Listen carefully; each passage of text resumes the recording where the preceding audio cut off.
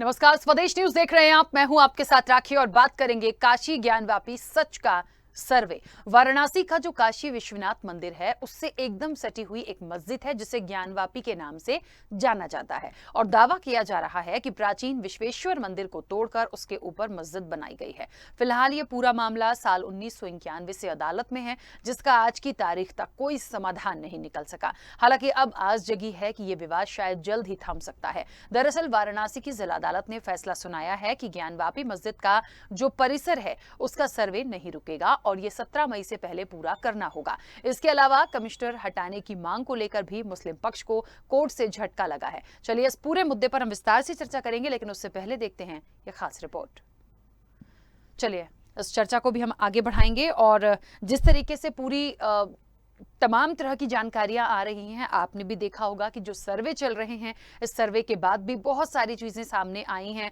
जो याचिकाएं लगाई गई थी इस तमाम चीजों को लेकर कि जो कमिश्नर कोर्ट है उनको हटाया जाए, लेकिन उस पर भी बहुत साफ हो गया है कि वो तो रहेंगे ही और उसके साथ साथ 2 वकील और दिए गए हैं और 17 मई से पहले ये पूरा सर्वे हो जाना चाहिए। तमाम चीजें जो हैं वो पूरी तरीके से सामने आ जानी चाहिए। और देखिए, एक महत्वपूर्ण ये भी बात है कि एक बहुत लंबा समय हो गया है इन तमाम चीजों को और एक आस जगी है कि शायद अब कुछ हो सकता है, लेकिन होगा कि नहीं होगा ये सवाल है। फिलहाल जो फैसला आया है, जो मसला आया है सामने, उसको लेकर हम क्या समझें, क्या माने, आगे क्या होगा। एक चीज स्पष्ट हो गई है कि जो सर्वे चल रहा है वो चलता रहेगा। 17 मई तक का समय है, उससे पहले सर्वे को पूरा करना है और जो भी चीजें सामने आएंगी तब पता चल जाएगा कि आखिर मंदिर या मस्जिद। चलिए एक रिपोर्ट देखते हैं।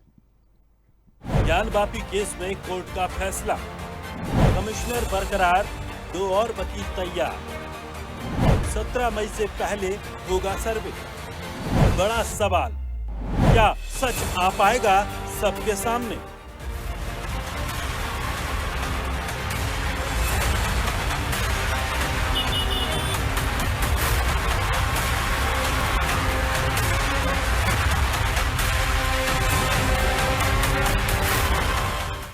देश में मंदिर मस्जिद पर विवाद और सियासत कोई नई बात नहीं, ये बरसों से चली आ रही। हाँ, ये बात और है कि कोर्ट के हस्तक्षेप से अयोध्या का विवाद थम चुका है, लेकिन अब काशी में ज्ञानवापी मस्जिद को लेकर लंबे समय से तकरार है, वो भी खत्म हो जाएगी। इसे लेकर तमाम सवाल। फिलहाल ज्ञानवापी परिसर के अंदर सर्वे कराए जाने पर वाराणसी जिला अदालत ने अपना फैसला सुनाया है। कोर्ट ने कहा है कि सर्वे का काम फिर शुरू होगा, जिसकी रिपोर्ट 17 मई तक कोर्ट को सौंपी जाएगी। इसके अलावा कोर्ट ने एडवोकेट कमिश्नर अजय मिश्रा को बदलने की मांग भी खारिज कर दी है। कोर्ट ने अपने आदेश में स्पष्ट कहा है कि कोर्ट कमिश्नर को नहीं बदला जाएगा, बल्कि उनके साथ 2 और सहायक कमिश्नर बनाए गए हैं। इससे पहले ज्ञानवापी मस्जिद मामले में बुधवार को सुनवाई पूरी होने के बाद कोर्ट ने अपना फैसला सुरक्षित रख लिया था। मामले में प्रतिवादी अंजुमन इंतजामिया मसाजिद कमेटी के तरफ से एडवोकेट कमिश्नर AK मिश्रा को हटाए जाने की मांग को लेकर 3 दिन से बहस चल रही थी, जिसमें अब मुस्लिम पक्ष को झटका लगा। कोर्ट ने ये भी कहा कि सर्वे के काम में कोई बाधा नहीं आनी चाहिए, जो व्यवधान डालेगा उस पर कार्रवाई होनी चाहिए। बता दें कि अगस्त 2021 में 5 महिलाओं ने याचिका दायर कर ज्ञानवापी मस्जिद में श्रृंगार गौरी की रोज पूजा का अधिकार मांगा था। कोर्ट ने इस मामले में सुनवाई के बाद ज्ञानवापी के सर्वे का आदेश दिया था, साथ ही एडवोकेट कमिश्नर को भी नियुक्त किया था, लेकिन हंगामा होने के चलते विवाद खड़ा हो गया और सर्वे का काम नहीं हो पाया। खैर, अब कोर्ट ने फैसला सुनाया है तो उसके बाद देखना है कि क्या सर्वे का सच सामने आ पाएगा। ये साफ होगा कि ज्ञानवापी मस्जिद मंदिर तोड़कर बनाई गई थी या नहीं, या फिर लंबे समय से जारी विवाद आगे भी यूं ही जारी रहेगा। ब्यूरो रिपोर्ट, स्वदेश न्यूज। देखिए, मुझे लगता है कि काशी ज्ञानवापी सच का सर्वे, ये सच का सर्वे तो है और जितनी याचिकाएं इस बीच लगाई गई थी, विरोध भी हुए थे, उन पर भी एक ये फैसला हो चुका है, बहुत स्पष्ट हो चुका है कि ना तो कोई कमिश्नर बदला जाएगा, बल्कि 2 वकील और तैयार किए गए हैं और उनको दिए गए हैं इन तमाम चीजों के लिए। 17 मई से पहले इन तमाम चीजों को एक साथ करके सर्वे को करके तमाम चीजों को सामने लाना है। और मुझे लगता है बहुत महत्वपूर्ण दिन होगा 17 मई और 17 मई के बाद का, कि तमाम चीजें बहुत स्पष्ट रूप से क्लियर हो जाएंगी। अभी तक जितनी चीजें निकल कर आई हैं या जितने दावे किए गए हैं या जिन लोगों ने देखा है या जो लोग देखते आए हैं, समझते आए हैं, उनका ये मानना है कि कुछ ऐसे चिन्ह मिले हैं। देखिए लगातार क्योंकि इस पर हमारी चर्चा होती है, अलग अलग पैनलिस्ट हैं, अलग अलग विश्लेषक हैं जो जुड़ते हैं, तो उन्होंने भी ये जानकारी दी है कि कुछ ऐसे चिन्ह मिले हैं जो मुस्लिम धर्म से जुड़े हुए नहीं हो सकते। तो निश्चित तौर पर मंदिर है, कुछ ऐसी चीजें मिल रही हैं तो माना जाए। लेकिन क्योंकि निर्णय कोर्ट का था, कोर्ट ने साफ कर दिया है कि जो भी चीजें सामने आएंगी पूरे सर्वे के बाद आएंगी, तब हम कहेंगे कि मंदिर है या मस्जिद है। अभी इस तरह की जो चीजें आ रही हैं उनको ऐसे ही चलने दिया जाए। बहरहाल अब आगे क्या, क्योंकि जो कमेटी है, जो मस्जिद कमेटी थी, उन्होंने भी कुछ याचिका लगाई थी, तो मुझे लगता है एक इस पक्ष को थोड़ा सा झटका कोर्ट से एक बार फिर लगा है। विस्तार से इस चर्चा को आगे बढ़ाऊंगी। मेहमान जुड़े हैं, सबसे पहले आपका परिचय करा दूं। भारतीय जनता पार्टी का पक्ष रखने के लिए शबनम पांडे जी हमारे साथ जुड़ी हैं। शबनम जी बहुत स्वागत चर्चा में जुड़ने के लिए। सपा का पक्ष रखने के लिए शशांक यादव जी हमारे साथ जुड़े हैं। शशांक जी आपका भी बहुत स्वागत है। और वरिष्ठ पत्रकार हैं सुशील दुबे। सुशील जी आपका भी बहुत स्वागत है। मैं आज चर्चा की शुरुआत सबसे पहले सुशील जी आपसे करना चाहती हूं, और इसलिए भी क्योंकि ये जो मसला आ रहा है, पक्ष और विपक्ष इसको अलग अलग तरह से अपने मुद्दे को रखते हैं। देखिए, पक्ष अपनी पार्टी का पक्ष रखेगा, वो उस तरह से बोलेंगे, विपक्ष उस तरह से बोलेंगे। एक वरिष्ठ पत्रकार होने के नाते ये जो तमाम चीजें चल रही हैं और अभी तक याचिकाएं लगाई गई थी और जो चीजें निकल कर आई हैं, इसे आप किस तरह से लेते हैं? और क्या लग रहा है, एक बहुत बड़ा सवाल, कि क्या वाकई सच जो है वो 17 मई के बाद सबके सामने आएगा? उसे कैसे स्वीकारेंगे? राखी जी मेरी आवाज आ रही ना आपको? हाँ बोलिए। हाँ राखी जी, अभी आपने जितना बोला इस डिबेट से पहले, वो आपने बड़ा अच्छा बोला, लेकिन बड़ा बच के बोला। कोई बात नहीं, आपको बोलना भी चाहिए। आपको याद होगा राखी जी कि अब कमंडल मंडल और मुद्दों की राजनीति नहीं हो रही है, खत्म हो गई। अब राष्ट्र, देश, राष्ट्रद्रोह, राष्ट्र प्रेम और हिंदू की राजनीति हो गई है, ये शुरू हो गया है। अगर आपको याद हो राखी जी, तो जब राम मंदिर का सालों बाद, एक अरसे बाद फैसला जब आया था सुप्रीम कोर्ट ने, फुल बेंच ने दिया था, उसके बाद भी जो राम मंदिर के खिलाफ जो कमेटी लड़ रही थी, वो कौन सी थी? बाबरी एक्शन कमेटी, वो रिवीजन के लिए गई थी, रिवीजन के लिए सुप्रीम कोर्ट। वो कर दिया गया, उसको याचिका को निरस्त कर दिया गया। आप बताइए, जब सुप्रीम कोर्ट ने फुल बेंच से एक अच्छा फैसला दे दिया, उसमें रिवीजन की क्या जरूरत थी? कहीं ना कहीं इनके जिम्मेदार भी क्वेश्चन प्रश्न के घेरे में आ जाते हैं। अब यही काम गैर-वापी इंतजामिया कमेटी बनारस कर रही है, स्वयं यही काम कर रही है। राखी जी, सच सबके सामने, सच को सबने अपनी नंगी आंखों से देखा। जो एज ए पत्रकार मैं जिम्मेदारी से कहता हूं इस बात को कि मैंने वो सच को देखा है। तो जो सच है, अगर वो कानूनी रूप से सामने आ रहा है, तो उसमें इंतजामिया कमेटी को ये कहने की, अरे कोर्ट ने रिसीवर भेजा है, कोर्ट ने वहां पर जो वकील भेजे हैं मिश्रा जी, वो अपनी आंखों से देख रहे हैं, आपके लोग हैं, पहले तो आप रोक रहे हो, नारेबाजी होती है, ये उसके बाद फिर आप सवाल खड़ा करते हो, याचिका डालते हो, फिर उसके बाद फिर वही होता है, दो और जुड़ जाते हैं। मान लीजिए आपकी मर्जी के खिलाफ जो सत्य अगर उन्होंने भी उद्घाटित किया, तब आप कितनी याचिका डालोगे, कहाँ याचिका डालोगे? बात तो तब बनती कि मस्जिद है, खुली जगह है, इबादत गाह है, खुदा की जगह है, बगल में गौरी श्रृंगार मंदिर है, भगवान की जगह है, पूजा की जगह है।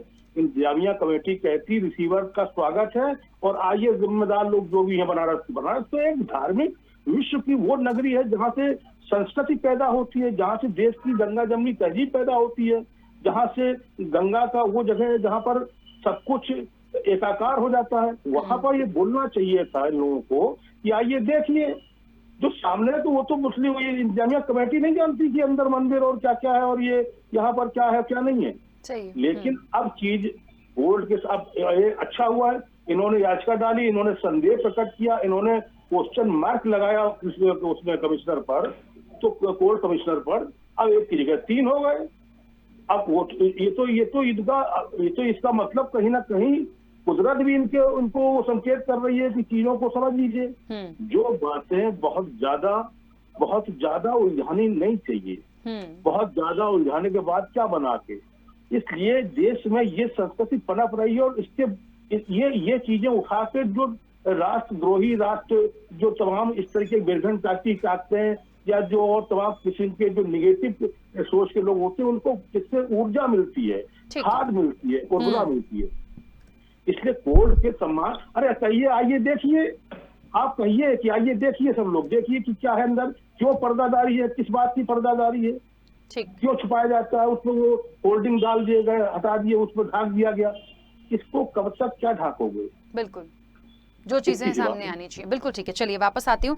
शबनम जी, बहुत सारी बातें वरिष्ठ पत्रकार हैं सुशील जी उन्होंने रखी हैं, और मैंने इसीलिए उनसे पहला ये सवाल भी लिया था, क्योंकि क्या है ना, पक्ष विपक्ष अपनी बात रखते हैं, लेकिन जो चीजें हो रही हैं, जो आपत्तियां आ रही हैं, उस पर जो फैसले आ रहे हैं, देखिए किसी को कोई परहेज नहीं है, लेकिन एक लंबे अरसे बाद आज इसका सच आना, अब मुझे लगता है लोगों की भी उत्सुकता हो गई कि आखिर क्या है। देखिए राखी जी, हम एक लोकतांत्रिक देश में रहते हैं और लोकतांत्रिक देश में किसी भी धर्म के लोगों को समान अधिकार मिला। हमारे संविधान ने सबको समान अधिकार दिया है। 31 साल से ये केस लंबित था कोर्ट में, और 31 साल से इस केस के लंबित होने के बावजूद भी इस पे कभी निर्णय नहीं लिया गया, कभी सर्वे करने को नहीं दिया गया, कहीं ना कहीं तथ्यों को छिपाने का काम किया गया।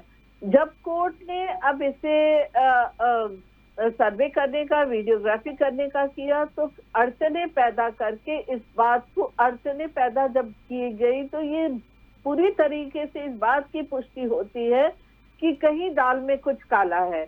क्योंकि देखिए, हर नागरिक को अधिकार है कि अगर उसे आस्था है, उसे लगता है कि ये स्थल मेरा धार्मिक स्थल है और इसको तोड़कर कहीं ना कहीं उस पर कोई और ढांचा तैयार किया गया है, तो उसकी जो ये शंका हो या सचमुच का तथ्य हो, इसकी पुष्टि करने के लिए अदालत जाता है, तो अदालत उसे न्याय जरूर देगा। पर उस पर अड़चन डालना, कहना कि कोर्ट कमिश्नर को बदल दिया जाए, जब कोर्ट कमिश्नर बदलने की बात की गई तो वहां भी कोर्ट ने इनसे कहा, कोर्ट कमिश्नर से भी मांगा कि आप अपने बचाव में क्या क्या देना चाहते हैं, और साथ साथ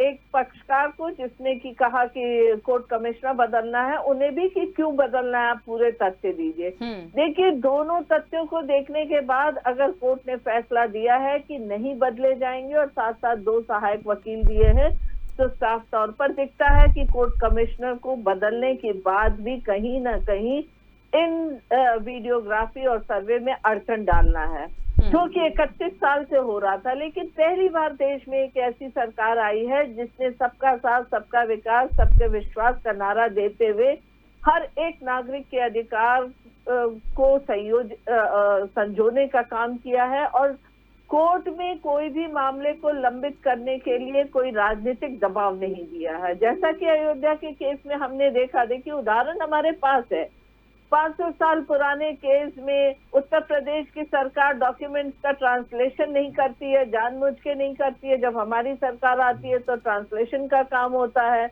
केंद्र में यूपीए के एक मंत्री वकील के तौर पे वहां से वो कहते हैं चुनाव हो जाए तो इसका जजमेंट देने, मतलब जिस तरीके से उसको टालमटोल करना, बहुसंख्यक समाज के आस्था, धार्मिक आस्था पे कुठाराघात करना, उन्हें अनदेखी करना, ये एक प्रचलन सा चल गया था। अगर हम सेक्युलर कहते हैं, अगर हम लोकतांत्रिक देश में रहते हैं, अगर हम संविधान का सम्मान करते हैं, फिर ये क्या मजाक नहीं था?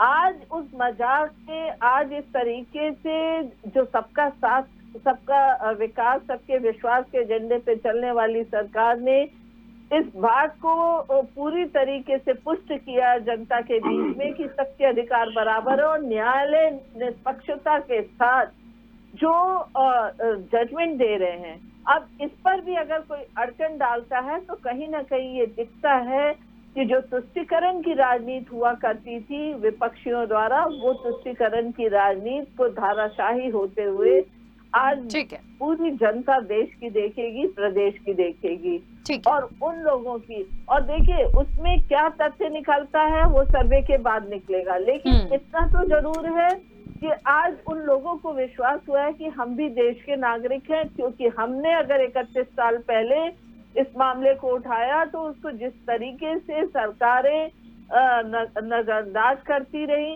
हमारी सरकार चाहती तो एएसआई से सीधे जाके वीडियोग्राफी करवा सकती थी, क्योंकि सरकार के अंडर में एएसआई आती है, पर सरकार ने इस पे कहीं भी दखल नहीं दिया।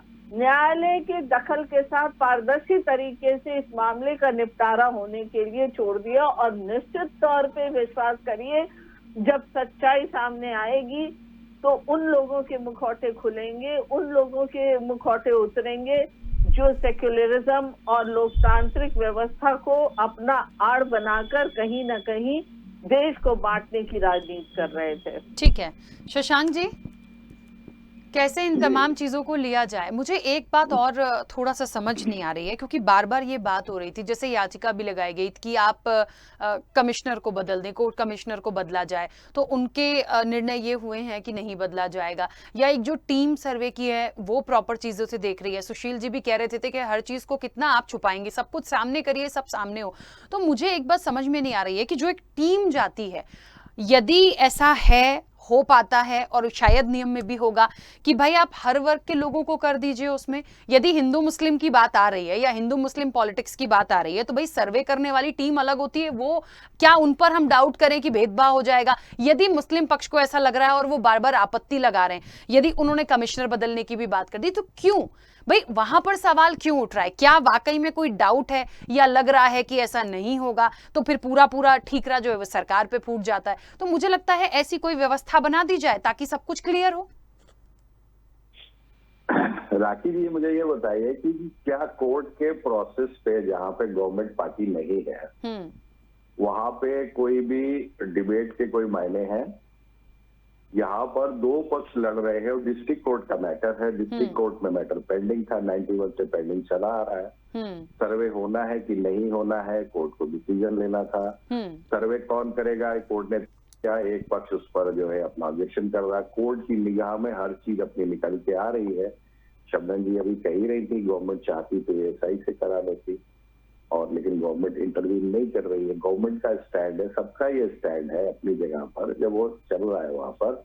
अब कोई पक्ष अपनी किस लीगल एडवाइस पर किस तरीके से प्रोटेस्ट कर रहा है, तो मुझे नहीं लगता है कि उसके कंडक्ट को हम यहाँ पर कोई इसको डिस्कस कर सकते हैं। मतलब मुझे प्रॉपर नहीं लग रहा है। बाकी तो हर पैनलिस्ट का अपना अपना व्यू हो सकता है, उनकी कोई लीगल एडवाइस भी हो सकती है। बीइंग एन एडवोकेट मैं भी समझता हूँ कि कई बार जो सिविल मैटर्स इस टाइप के होते हैं कि आदमी कभी कमीशन को चाहता है रुक के हो, कभी जो परिस्थितियां जैसी नहीं हो।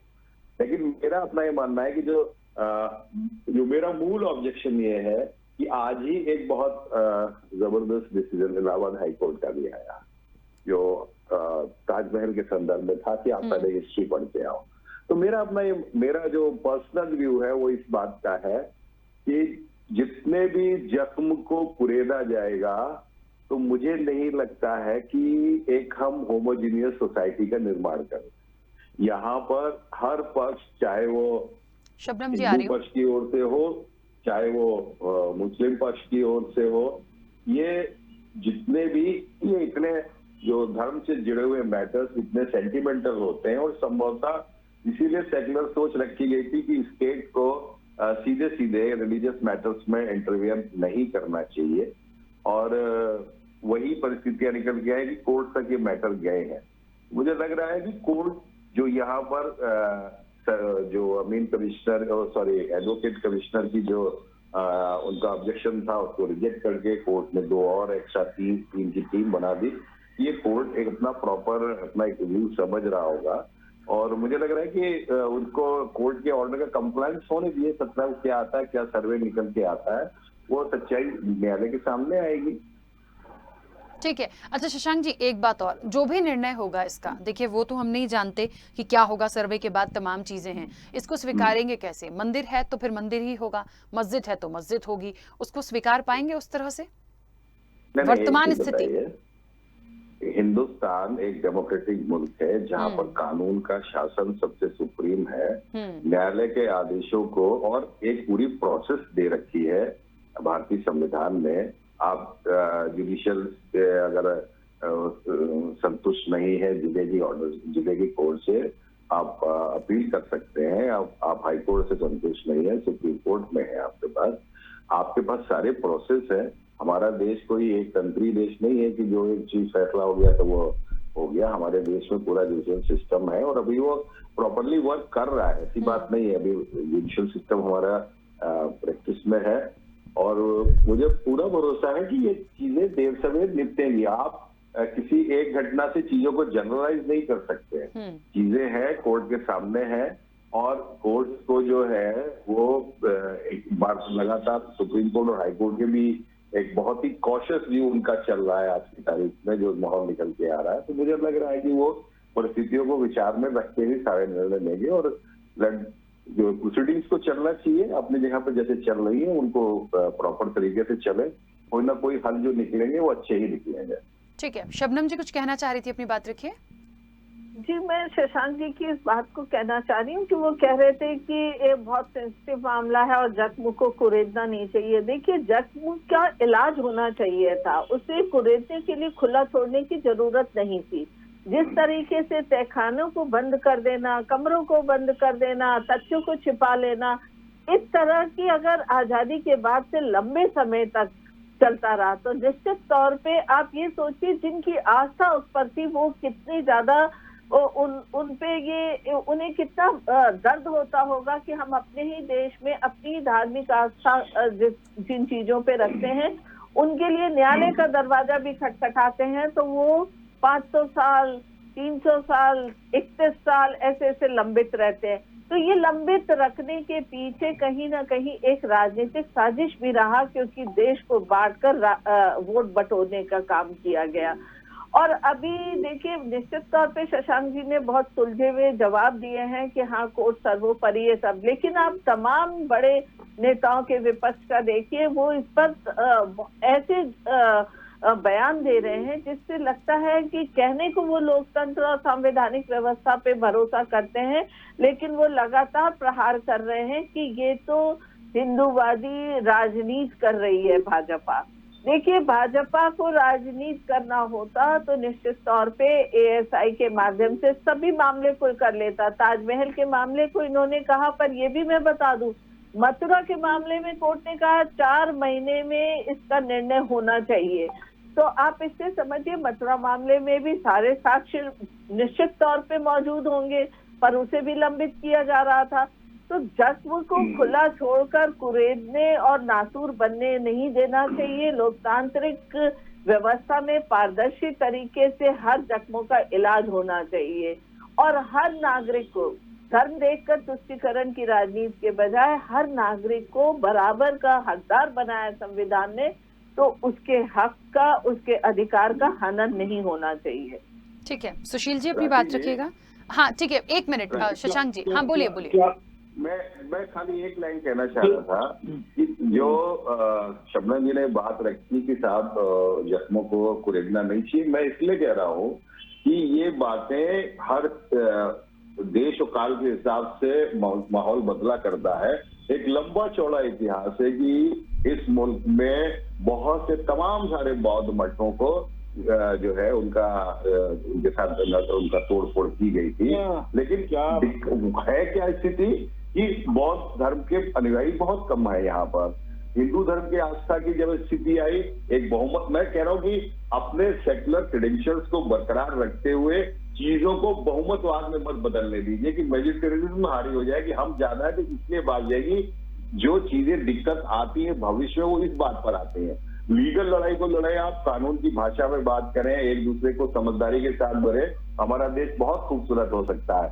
लेकिन अगर हम हर चीज में आस्था को सर्वोपरि, कई बार आपको आस्था को के साथ कॉम्प्रोमाइजेस भी करने पड़ते हैं एक देश में होमोजेनियस माहौल बनाए रखने के लिए, लेकिन ये डिपेंड करता है सरकारों पर। ठीक है, शबनम जी ने एक अपना व्यू रखा है, वो अपनी जगह पर, लेकिन मैं भगवान से यही प्रार्थना करूंगा कि चीजें शांति से निपटे और न्यायालय का हमें कोई रास्ता दिखाए। ठीक है, सुशील जी अपनी बात रखिएगा। दोनों लोगों की बातें पूरी हो गई तो मैं बात रखूं। हाँ बोलिए। राखी जी, देखिए, कोर्ट ने पहले अजय मिश्रा जी को भेजा, ये सब सीनियर वकील होते हैं कोर्ट कमिश्नर, ठीक। फिर उन्होंने संदेह किया, प्रश्न उठाया जो स्वभाव में है, तो उन्होंने 2 और भेज दिए। अब दोनों कौन है मुझे नहीं मालूम, लेकिन अगर इसमें क्रिश्चियन भी होंगे, इसमें पारसी भी होंगे, इसमें अगर मुस्लिम भी होंगे, तो उनको अपने कैरियर का ध्यान है, वो अपना करियर खराब नहीं करेंगे। जो दिखा होगा, जो दिख रहा होगा वही लिखेंगे ये। इसलिए उनको संदेह करने का कोई कारण ही नहीं था, कोई औचित्य ही नहीं था। वो वकील हैं, उनकी अपनी प्रैक्टिस से उनको बड़ा ऑनर मिला है, कोर्ट ने अगर उनको कमिश्नर बना के भेजा है तो वो पक्षपात बिल्कुल नहीं करेंगे। बाकी जो कागज बोलता है तो बोलता ही बोलता है। और दूसरी बात, मैं आपके चैनल पर पहली बार कह रहा हूँ, बल्कि मैं इस पर लिखूंगा अभी, मैं बहुत दिन से सोच ही रहा था, इस देश के नंबर 1 बहुसंख्यक समाज को, नोट करिएगा राखी जी, इस देश के नंबर 1 बहुसंख्यक समाज को नंबर 2 बहुसंख्यक समाज को का सम्मान करना पड़ेगा, और नंबर 2 बहुसंख्यक समाज को नंबर 1 का सम्मान करना पड़ेगा। बिल्कुल। मैं मुसलमान को इस देश में अल्पसंख्यक नहीं मानता। 25 करोड़ प्लस की अल्पसंख्यक है, बौद्ध, पारसी, जैन, सरदार, सिख, इनको ये 25 करोड़ की आबादी के लोग इस देश के अपने भारतीय नागरिक है, ये अल्पसंख्यक कैसे हो गए? इस पर जिस दिन ये अल्पसंख्यक बहुसंख्यक का लफड़ा खत्म हो जाएगा उस दिन ऐसे कई विवाद निपट जाएंगे। और दूसरा क्या है, जो अभी कहा हमारे मित्रों ने, यही तो प्रॉब्लम है। जब जिस समय जो जख्म दिए गए थे, आज वो उनका वक्त था, आज इनका वक्त है, तो इस वक्त को बहुसंख्यक समाज नंबर 1 कोर्ट के माध्यम से बहुत बाकायदा पॉजिटिव तरीके से अगर कोई चीजें सुलझ रही हैं, हल हो रही हैं, तो उसको बहुसंख्यक मुसलमानों को उसका सम्मान स्वागत करना चाहिए। और सबको मिल बैठ के इस देश को, तो बनारस है, वहां तो कण-कण में मिठास और प्यार और मोहब्बत, वो तो बिस्मिल्लाह खां की जगह है, वो तो बिस्मिल्लाह खां की जमीन है। वहां ये सब संदेह का कोई कारण ही नहीं होना चाहिए, मुझे तरह कहना है। तो जो कोर्ट ने जो, अच्छा कोर्ट से फिर कोर्ट है, ये तो माननीय कोर्ट है, चाहे लोअर हो, चाहे अपर हो, चाहे सेशन हो, चाहे हाई कोर्ट हो, चाहे सुप्रीम कोर्ट हो, चाहे फुल बेंच हो, निर्णय तो मानना ही पड़ेगा। बिल्कुल ठीक है। चलिए, क्योंकि समय की सीमा है, आप सभी का बहुत शुक्रिया इस चर्चा में जुड़ने के लिए। क्या होगा, देखिए, महत्वपूर्ण तो सिर्फ सर्वे है। सर्वे के बाद जो तथ्य सामने आएंगे, जो सच होगा वो सामने आएगा और उसको स्वीकारना होगा। बात ये हो जाती है कि इस वक्त पे कोर्ट से बड़ा, सुप्रीम कोर्ट के निर्णय से बड़ा कुछ भी नहीं है। और जितनी पक्ष विपक्ष की प्रतिक्रिया होती है वो एक तरफ, जो टीम सर्वे कर रही है उनके तथ्य एक तरफ, तो जो आएगा उसे स्वीकारना होगा। मुझे लगता है इस पर लड़ाई झगड़े की कोई बात नहीं है, बहुत गंभीरता के साथ इसे लेने की जरूरत है। फिलहाल चर्चा में इतना ही, दीजिए इजाजत, नमस्कार।